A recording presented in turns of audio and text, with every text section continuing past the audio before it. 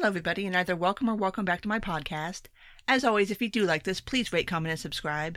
You can find me on iTunes, Google Play, Stitcher, SoundCloud, Spotify, and YouTube.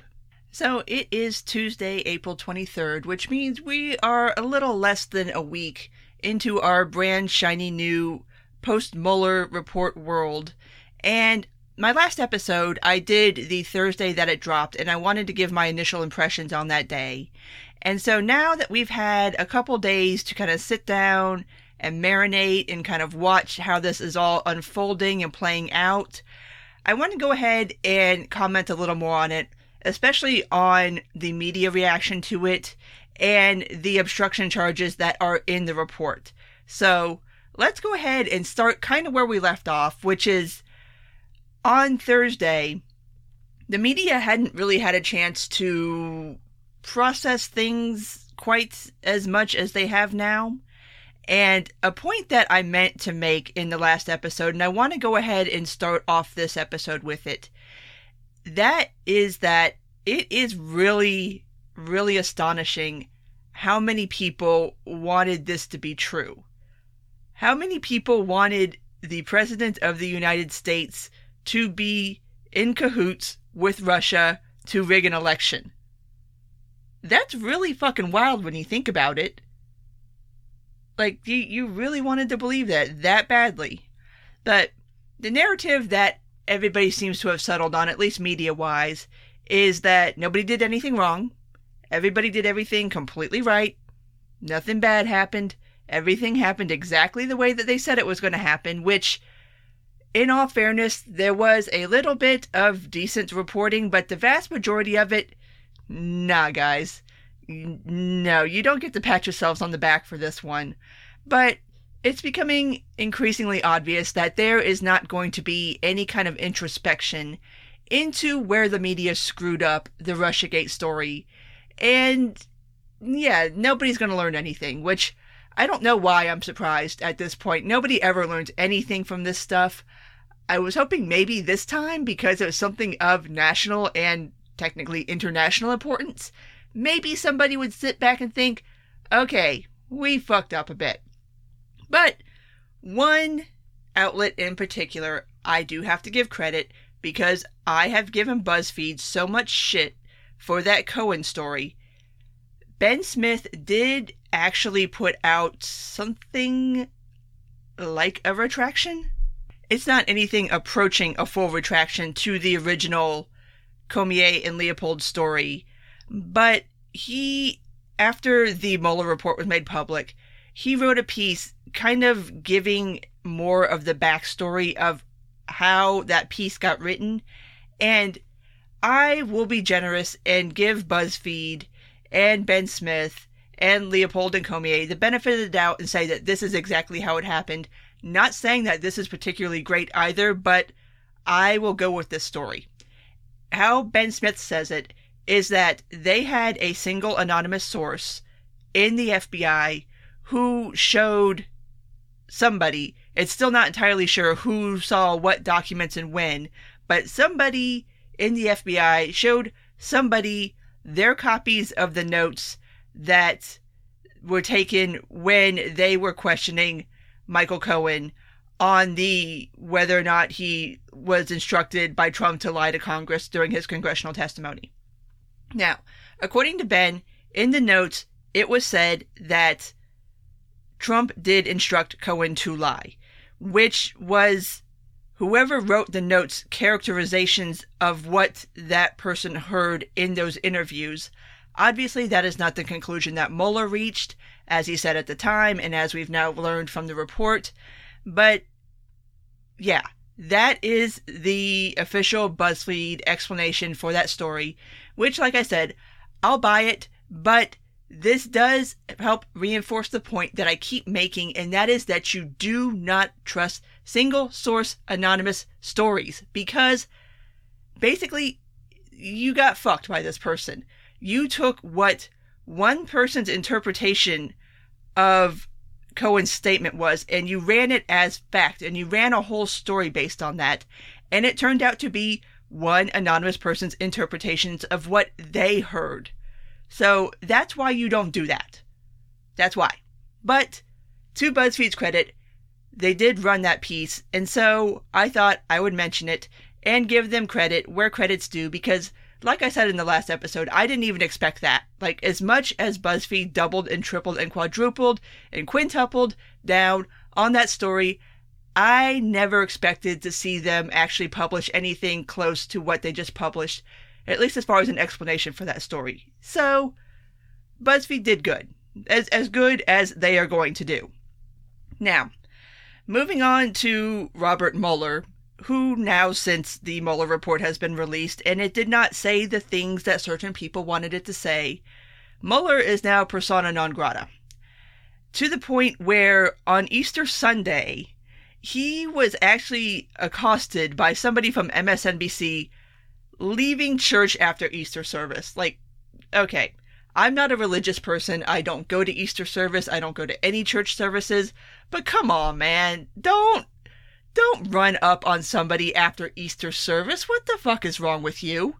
And I mean, it just, the whole video, and you can see it on the internet, it's just, the entitlement is so galling because first and foremost, Mueller doesn't owe anybody anything anymore.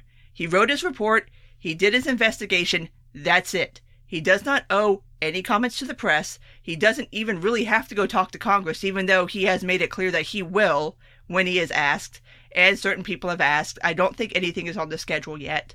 But, yeah, now people are just like, after 2+ years of thinking that Robert Mueller was going to be the savior, now he's just like dirt on the bottom of people's shoes. Like, people just hate him now.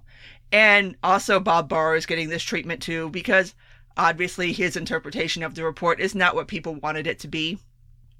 But it's so wild to watch people turn on Mueller just because this didn't end up the way you wanted it to.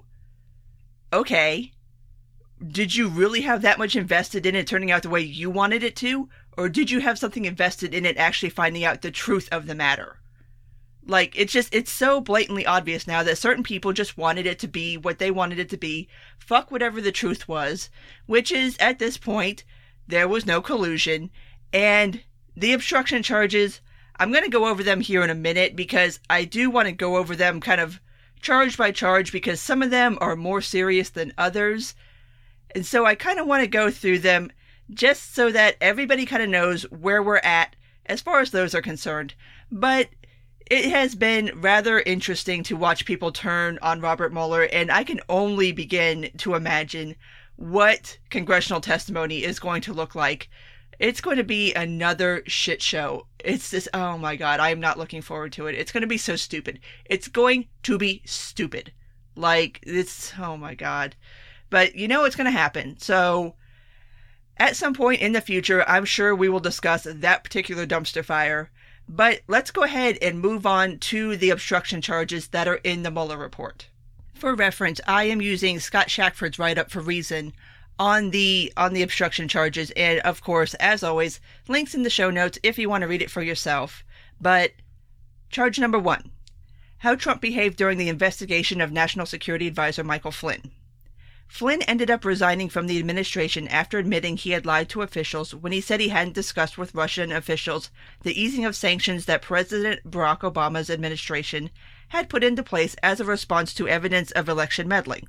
Flynn had, in fact, discussed this issue with Russian Ambassador Sergei Kislyak, and apparently nobody knows how to pronounce Kislak's last name, so we're just going to go with that.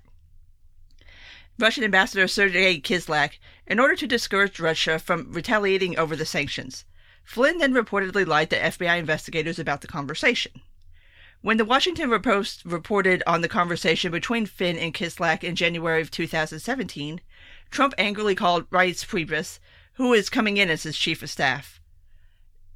Just a side note, it's fun to take a little trip down memory lane to go back and revisit all of the ghosts of Trump people past who have since left us and gone and somewhat forgotten, at least until this report.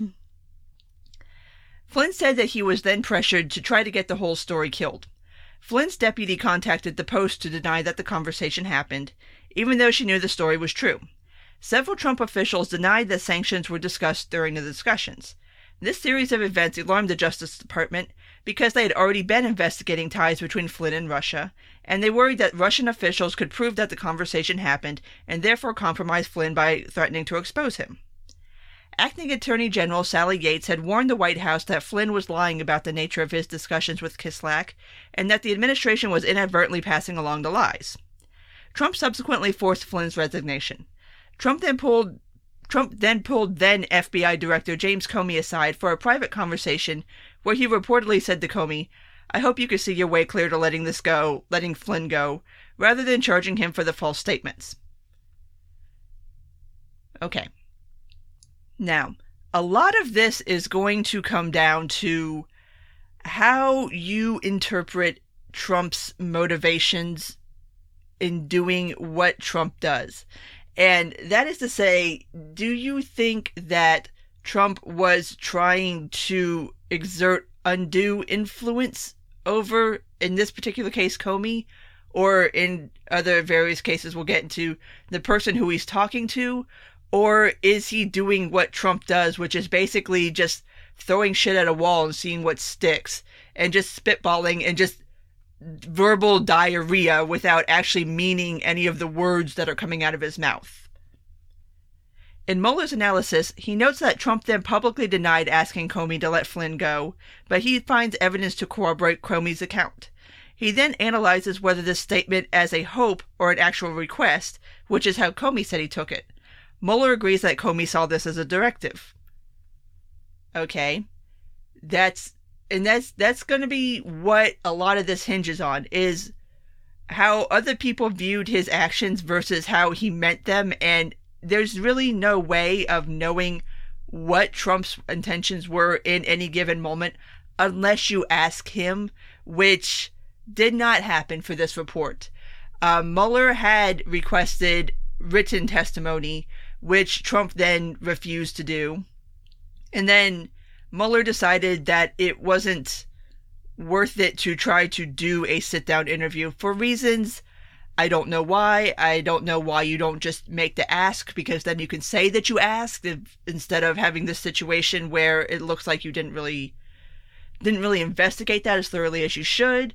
But that is what it is.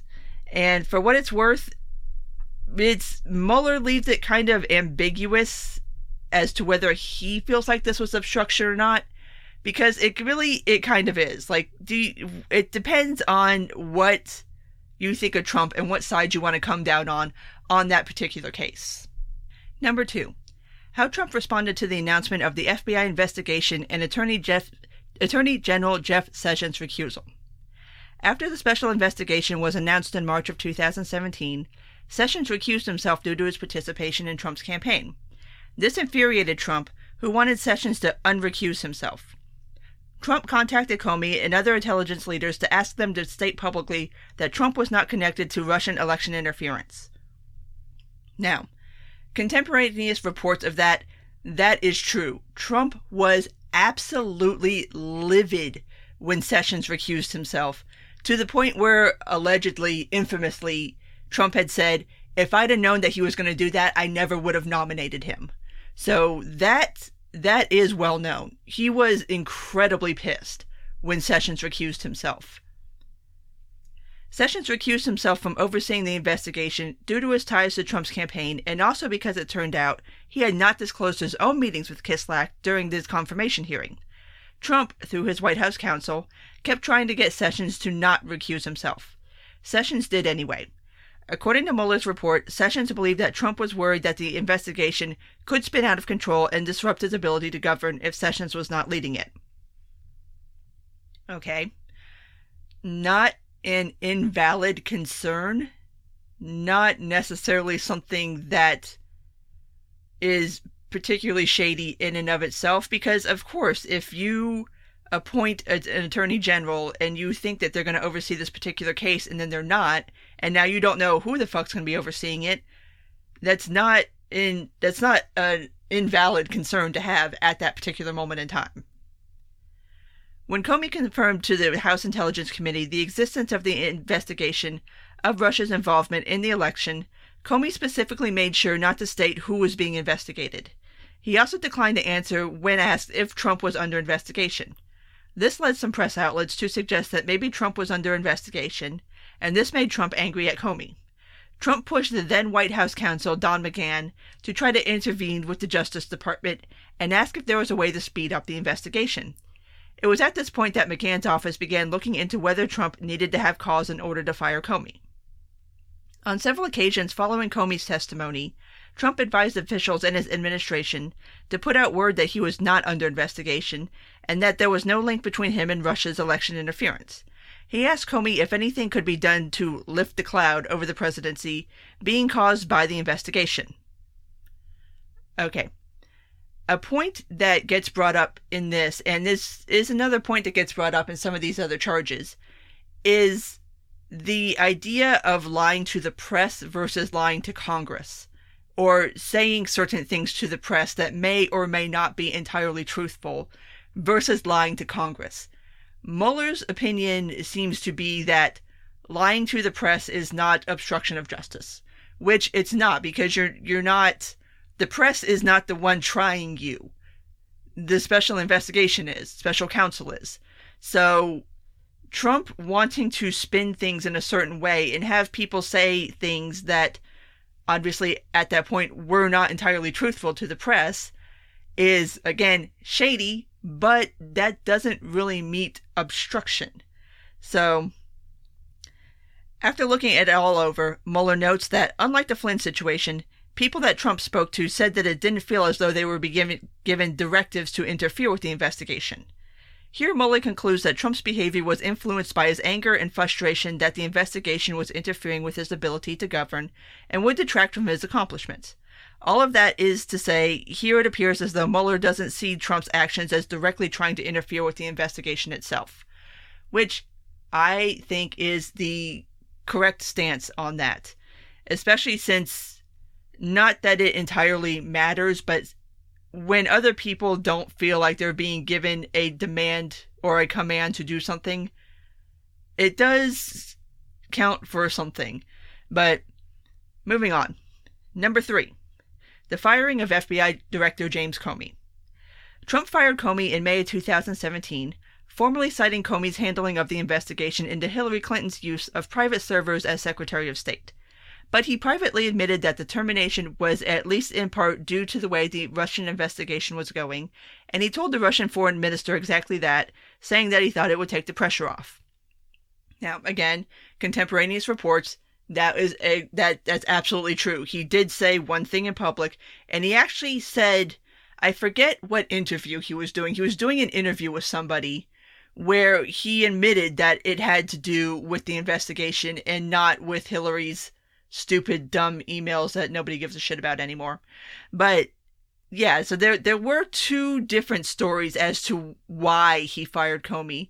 But at the end of the day, Comey was FBI director. Trump was president of the United States. He was within his rights to fire Comey for whatever reason he decided to fire him for. Be they shady or above board. I mean, you serve at the leisure of the president, so if the president wants you gone, the president can make you be gone. Moving on. Was firing Comey obstruction of justice? In Mueller's analysis, firing Comey could have been obstruction if it had the actual effect of ending the investigation. But it didn't, and Trump was told before firing Comey that it wouldn't stop the investigation from continuing. Which does beg the question, why bother? But then again, this is Trump, and this is not somebody who does things in the most rational, logical way possible.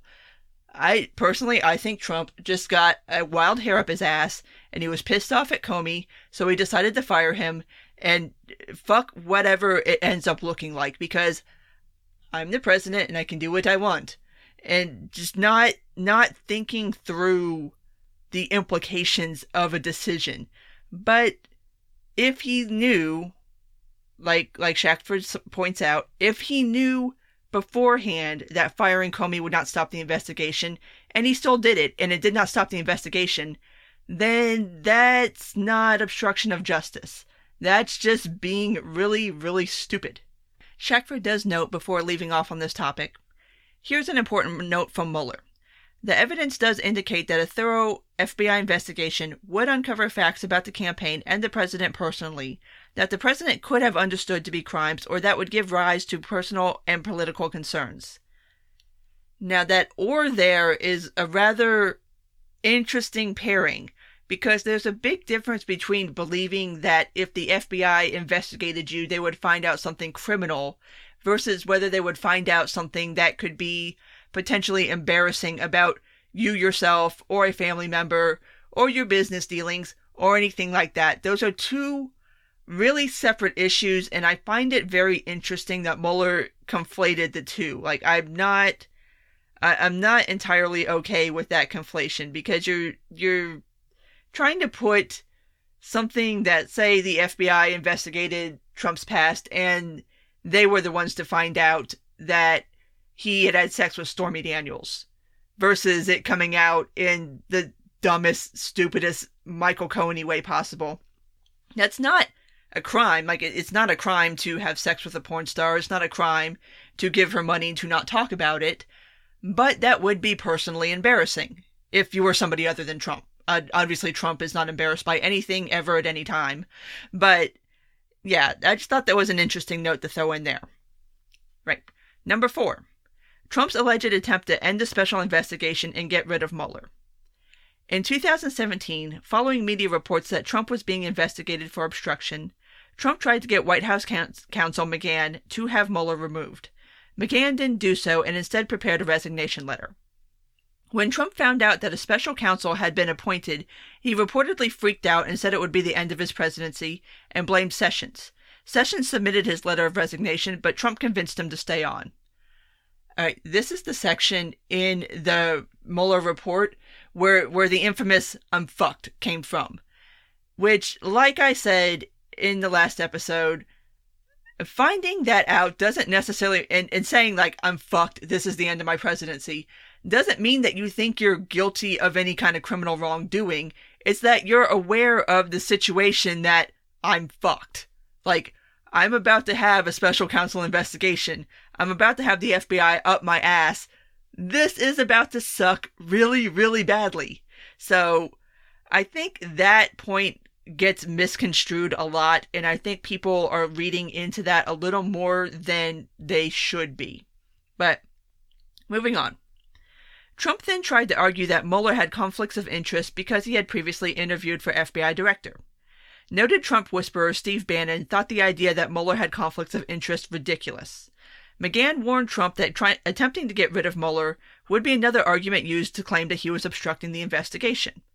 Regardless, Trump ignored his advisors after the Washington Post reported that Mueller was investigating Trump for obstruction and asked McGahn to have Mueller removed. McGahn was not willing to do so and decided he'd have to resign. Priebus and Bannon convinced him not to. So, what does Mueller himself think of Trump trying to fire him? Is it obstruction? Much as with Comey's firing, Mueller notes that removing him wouldn't necessarily mean the end of the special investigation, but a fact finder would have to determine whether doing so would have had a chilling effect on his replacement. Now, if this ends up going to impeachment or anything beyond where it is now, to me, this is really the only charge where there's a real there. Because it's very clear that Trump's intent was to get rid of Mueller. Whether he thought that would end the investigation or not, I don't know. You would have to ask Trump. But it is pretty damn clear that without McGahn refusing to carry out Trump's orders, Trump would have had Mueller fired. Does this rise to obstruction? I don't know. Had he been successful? Probably. But he wasn't successful. So I don't really know where you go with that.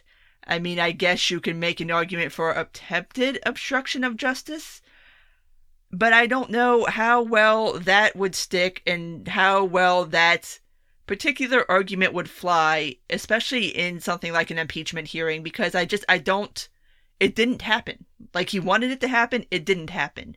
And I don't think that it would be a very wise idea to set a standard where having a president float an idea past their council that is clearly illegal, or not even illegal, but not particularly of a very good idea and could get you hemmed up, and your council is like, no, we're not doing that. I'm pretty sure every president at some point in their presidency has had that particular moment, and that is what White House counsel is there to do. You ask them things as president, and they tell you, yes, that's a good idea, or no, that's a really bad idea, or in McGahn's case, refuse to carry out an order that you know is probably going to fuck over the person who's giving the order. So, really, McGahn is the only person out of this whole report that comes out looking any kind of decent and honorable and have any kind of integrity. But, like I said, this is the one where there is the most there for me. Going back to Shackford's analysis, Mueller adds that by this point in the investigation, Trump had been warned repeatedly that contacting the Justice Department would feed the obstruction investigation. Mueller bluntly notes, the evidence indicates that news of the obstruction investigation prompted the president to call McGahn and seek to have the special counsel removed. He adds that Trump likely knew that it was wrong to ask McGahn to take this action because McGahn had already told him that the White House could not be involved with this. And then Trump subsequently denied ever telling McGahn to remove Mueller and tried to get McGahn to deny the story. So once again here, without actually saying obstruction happened, Mueller wants the reader to clearly understand that he believes Trump tried to have him removed in order to stop the investigation, because Trump knew he himself was a target of the investigation. Again, it is damning, but ultimately it didn't happen. So I don't know what to make of that. I don't know what direction anybody could possibly go with that. But moving on, number 5. Trump's attempt to affect the scope of special counsel investigation. Just days after the failed effort to have Mueller removed, Trump had Corey Lewandowski deliver a message to then Attorney General Sessions, asking him to limit the scope of the special investigation to the subject of making sure Russia didn't meddle in future elections. Trump wanted Sessions to give a speech explaining that Trump was being treated unfairly and shouldn't have been the subject of a special counsel investigation because he hadn't done anything wrong. Which, in and of itself, is still a really stupid ask, but it's a very Trump ask. So, there's that. At that time, Lewandowski failed to deliver the message due to scheduling conflicts. By July of 2017, it became public knowledge that Donald Trump Jr., Jared Kushner, Paul Manafort, and others had met with Russian lobbyists in June of 2016. Trump pushed again for Lewandowski to deliver the message to Sessions. Lewandowski handed it off to White House official Rick Dearborn to pass along. According to Mueller's report, Dearborn said the message raised an eyebrow, and being asked to pass it along to Sessions made him uncomfortable, so he didn't. So, once again, this is an example of his staff saving his ass from his own damn self and keeping him away from possibly obstructing the investigation, because, of course, back-channeling that sort of thing is not a good look, especially when you're specifically bypassing certain people, like McGahn, to try to get a note to Sessions to get him to say a thing that you want him to say. Again, does that count as obstruction? Probably not. Is it a really stupid move? Yeah, it's a really stupid move, and you shouldn't do that. But again, this is Trump we're talking about. This is somebody who is used to operating in a certain fashion and has not, to this point, and so therefore I don't think he's going to at any point in the future, change his behavior patterns. So to him, this probably seemed like a really good idea, and everybody else was like, dude, no, you can't do that. No, don't, nope. Gotta save the president from himself. So, back to the piece. Was this obstruction? Mueller notes that Trump was still trying to get Sessions to unrecuse himself and take control over what the investigation scope would be. Mueller said that these directives indicate that Sessions was being instructed to tell special counsel to end the existing investigation of the president and his campaign. Again, in this example, without saying this is obstruction, Mueller outright states that the evidence shows here that Trump was attempting to prevent further scrutiny of his conduct. Mueller observes that trying to use Lewandowski to quietly pass the message along to Sessions, rather than going through official communication channels, demonstrates his attempt to bypass people like McGahn, who had been urging him to stop meddling with the Justice Department's work. Like I said, so much of this is like it's almost there, but it's not really. And I don't know how you would make any of this really hang together in an impeachment proceeding. Anyway, number 6. Trump's involvement in efforts to prevent disclosures of emails about Trump Tower meeting and Russian lobbyists. I'm not even going to go into this because literally it doesn't fucking matter. Nobody cares what was in the emails. That's just skip it. Nobody cares. Even Mueller didn't really give a shit. Basically, it was Trump lying not to Congress. I mean, they were very forthright with Congress that the emails existed. They lied to the press that these emails existed. And as far as Mueller's concerned, and as far as I think anybody should be concerned, that's not obstruction, because you're not lying to Congress. You're lying to the press, and who cares? Number 7. Trump repeatedly tried to get Sessions to unrecuse himself before firing him. As 2017 went on, Trump complained to Sessions that the Department of Justice wasn't investigating who he thought they should be investigating, by which he meant Clinton's private server use. He urged Sessions to look at her and then start tweeting about the Comey's letter exonerating Clinton happening before the investigation was complete. For months, Trump would attack Sessions in tweets and interviews for recusing himself. Then, the day after the midterm elections in 2018, Trump dumped Sessions.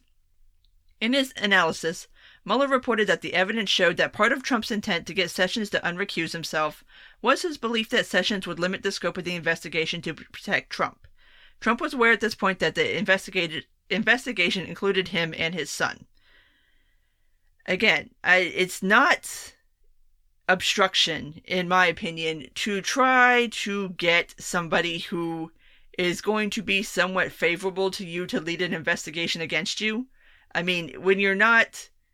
It's not like he was forcing Sessions to unrecuse himself. And of course, Sessions did not unrecuse himself, which is what led to Robert Mueller's being hired anyway.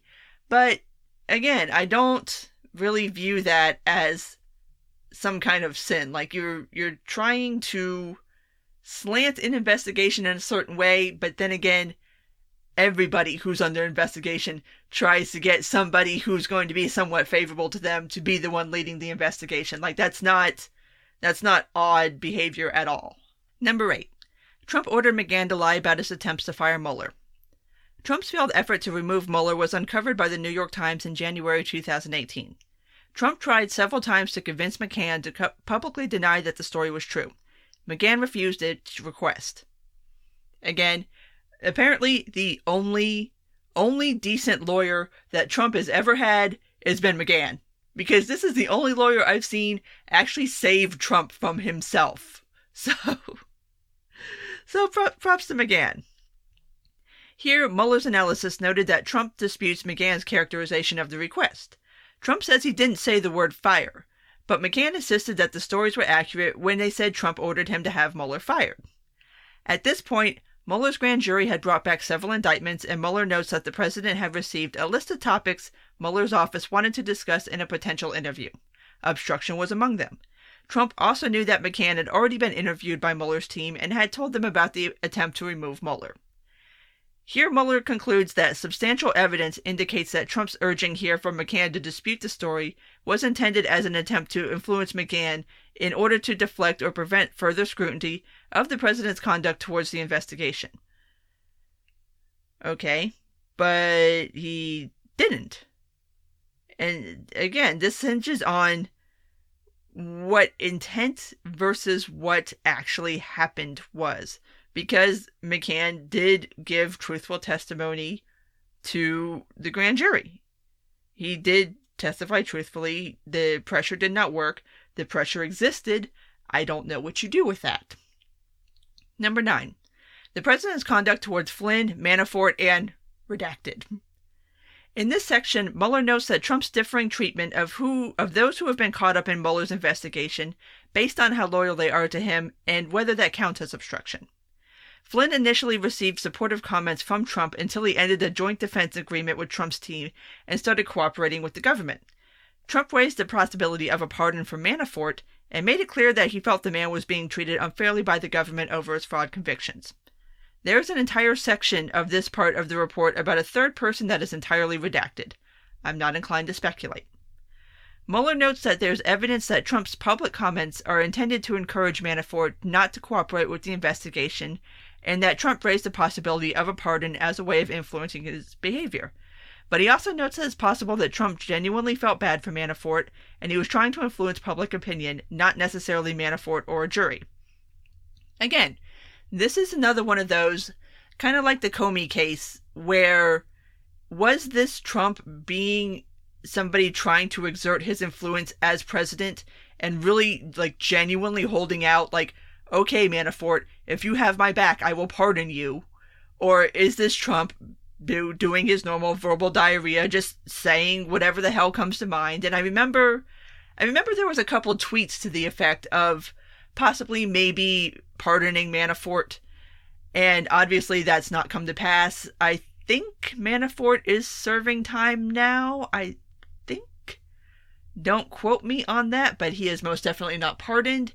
So again, this is another one of those where how seriously do you take the words that are coming out of Trump's mouth or his Twitter fingers?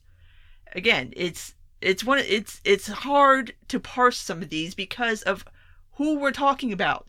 Trump is not an inherently serious person, so it's very hard to try to decide when he's offering something like this seriously or just shooting the shit. Because if this was something that where you could seriously think that okay, the president of the United States is holding out the possibility of a pardon to this one particular person for lying for him or not being entirely truthful or however you want to parse that, then yeah, that would be obstruction. Because obviously, yeah, that would be obstruction. But again, it all comes down to how you want to interpret what Trump says at any given moment of any given day. But here we are, number 10. Trump's treatment of Michael Cohen. Trump's former personal attorney, who has turned against him, gets his own section in the obstruction volume. Trump was part of the team pursuing the Moscow Trump Tower project for the Trump Organization, insisted that the organization didn't have any business in Russia when they were still negotiating, and when Cohen's lies were uncovered, Trump said publicly that Cohen wouldn't flip and passed along private messages of support. Cohen also said he thought he'd get a pardon for the president if he remained on message. Again, this is another one of those, this isn't even Trump floating the idea. This is Michael Cohen thinking that if he did a certain thing that Trump would act a certain way, because I don't recall Trump ever floating the idea of a pardon for Cohen, because basically after Cohen flipped and started cooperating with the investigation, Trump savaged him. It was ugly. He said all kinds of shit about him on Twitter and in public, and it was just it got ugly. So I don't think that even if Cohen thought that, I don't think he would think that now. I don't think anybody else ever got that impression that Trump would pardon him because he did flip and cooperated with investigators. Anyway, then Cohen began cooperating with the government and all hell broke loose. The media found out that Cohen had a recording of a conversation with him and Trump arranging to pay off a woman Trump had an affair with to keep her mouth shut. This was the second case, and Cohen would eventually plead guilty to campaign finance violations for these payoffs. That is how we found out about the Stormy Daniels case. Yeah, it wasn't that the FBI found out or anything. It was basically this little interpersonal feud where who knows how that conversation actually got leaked. But it did, and then that's how we all found out about the Stormy Daniels case, and the payoff, and the non-disclosure agreement, and the catch and kill, and all of that shit that went down. This whole thing has just been, mind-blowing. So much incompetence with just a few tiny rays of competence that might actually save Trump's ass at the end of the day.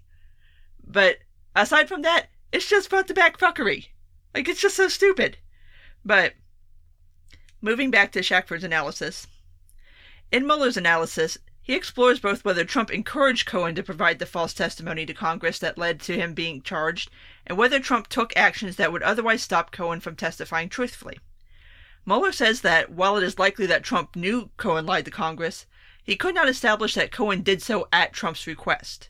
Cohen has said that he believed that Trump wanted him to lie to Congress, that negotiations to build a hotel in Russia ended before the campaign began, but Mueller isn't so sure.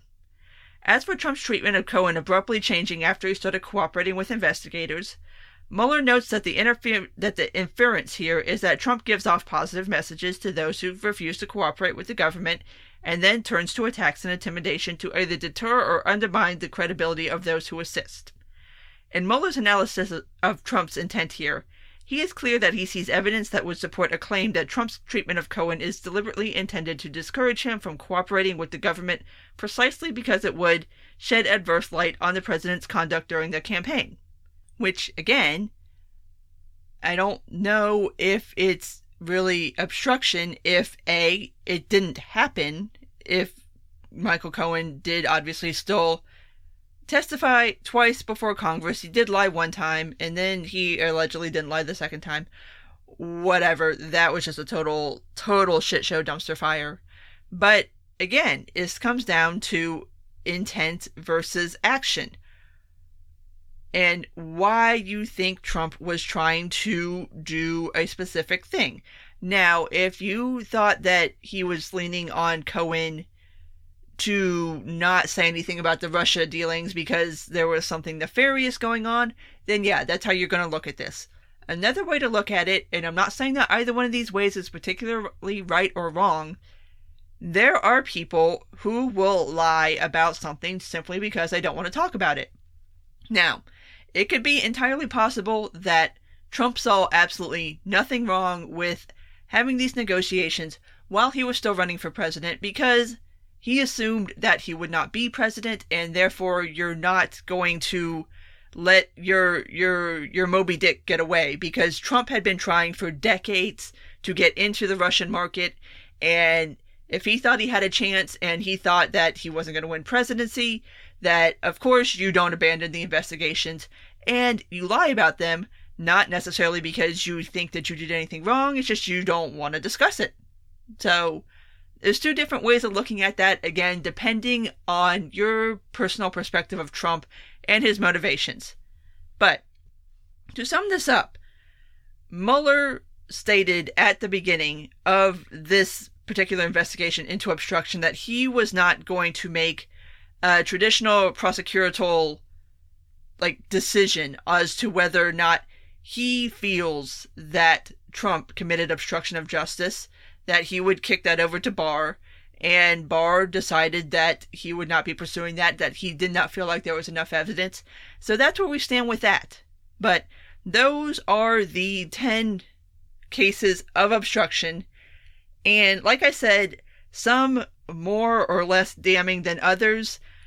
I don't know if you really make any of these stick in an impeachment proceeding. I don't know. I don't know enough about, well, I mean, obviously from a legal perspective, Barr passed on actually charging him with obstruction of justice, so I guess that does answer that question. What Congress does with it, who the fuck knows? Which brings us to the obvious next topic to discuss since last Thursday, and that is the impeachment topic. Yes, certain people have broached it. Elizabeth Warren, I think, is the only one I've seen point-blank call for impeachment proceedings to begin. Nancy Pelosi has been on record, even before the Mueller report dropped, that she does not feel like impeachment is a very good idea. It seems to me like she's really trying to walk a very, very, very thin line here, because I take that back about Warren. I meant that she's the only person currently running for the Democratic nomination who I've seen point-blank call for impeachment proceedings. Obviously, the AOC, Ilhan Omar, Rashida Tlaib crowd has been calling for it. A couple of other people have too. You really actually, I think, see it more in the press than you do of actually sitting members of Congress who have gone on record, be it on Twitter or in comments to the press, saying that they support impeachment proceedings. But yeah, that's where we're at with that.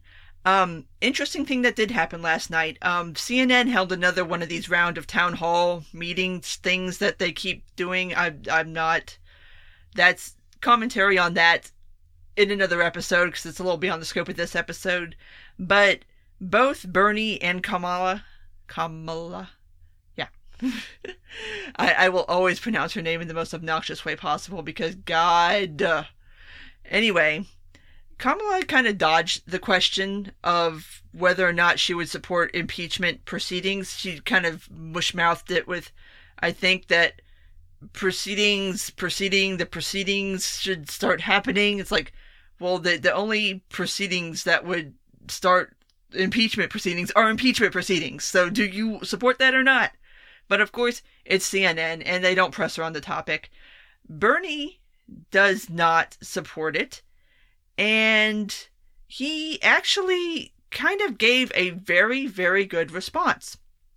And that is, well, actually, let me back that up. I don't think he doesn't completely not support it, but he did make the very excellent point that if impeachment proceedings began, this would, all of a sudden, it would suck all the air out of the room. And everything about the Democratic race would become Trump and Mueller and impeachment, and it wouldn't be about issues or particular candidates. And he makes a very good point. He's not incorrect when he says that. So it's going to be very fascinating to see how this would actually go down. Like if impeachment proceedings are actually going to happen, it's very much up in the air right now. I don't see a ton of political will for it right now. Not to say that it won't happen in the future, but my personal thoughts on whether it should happen. I do not, at this point, support impeachment proceedings. Let me explain why. Not that I think that Trump didn't do shady shit. Clearly he did. Here's the thing. It is April 2019. The Democratic race for nominee in 2020 is already in full swing. You've got a lot of people who are running who are sitting members of Congress. So presumably, if impeachment proceedings started, they would have to suspend their campaigns, go back to D.C., be part of the impeachment proceeding. I don't think right now that is the best use of time and energy for these people. And it seems to me like Nancy Pelosi has kind of sat down and done the same mental math that I have, which props to her. I mean, she's not stupid. It seems to me like she is not supporting impeachment and trying to steer Democrats away from that because she's looking at the long game. She's looking at 2020. She's worried about that. And she's seeing the same thing that I'm seeing, which is that an impeachment proceeding would be a huge Horkin distraction for all of the Democratic field, but mainly for the ones who are sitting members of Congress. And whether this is particularly the best time to do this or not right now, like maybe I would feel different if it was April of 2018 or April of 2017. At this point, it's April of 2019. We will be voting again in November of next year. I think instead of pursuing impeachment, because another reason that I think it's a really bad idea, you might be able to get it in the House. Like, you might be able to start proceedings in the House. You might be able to get it to pass the House. You might be able to kick it up to the Senate. You're not going to have the numbers in the Senate. It's not going to pass. He will not be impeached. You will not have the numbers to make that happen.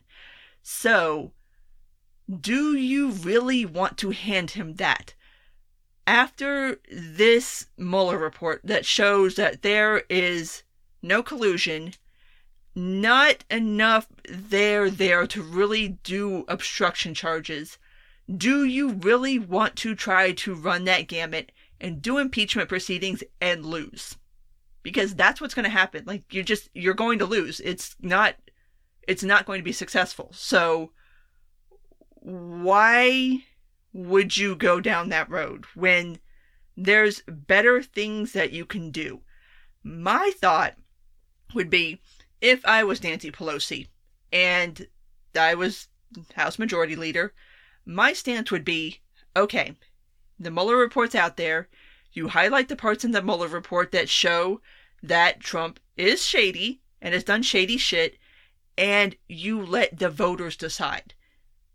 And then focus on finding a strong candidate who can possibly beat Trump.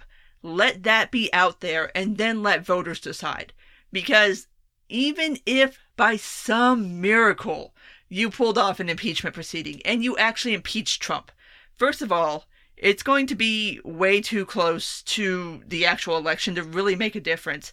Second of all, President Pence. And by the way, we are past the point where if this did happen and we did get President Pence, he's kind of on like free time. This wouldn't count towards any kind of like term limits or anything for Pence. So maybe let's not give him free time. If this could even remotely happen, which, like I said, it can't. Like, the numbers just aren't there. So instead of wasting time and energy doing an impeachment proceeding, which may feel super good and make everybody super happy and rah-rah, we're going to get Trump. Like, no, you're not. You're not. Win 2020. Focus on that. That would be my message if I was Nancy Pelosi. And to her credit, that really seems to be what she is trying to focus on. But you do have these noisy members of your caucus who are demanding impeachment proceedings, and we'll see how Nancy handles that. But as it stands right now, like, I don't see it happening, and I don't want it to happen. I feel like letting voters decide in 2020, since we're already in April of 2019, let's just go ahead and let this go. Not let it go, but you know what I mean. And let voters decide next year. I think that is the best tactic for everybody going forward. So, on that note, I'm going to go ahead and wrap this up. This one did go really rather long, so I apologize for that. And as always, if you did make it this far, thank you. And if you do like this, please rate, comment, and subscribe. You can find me on iTunes, Google Play, Stitcher, SoundCloud, Spotify, and YouTube. Take care, and until next time.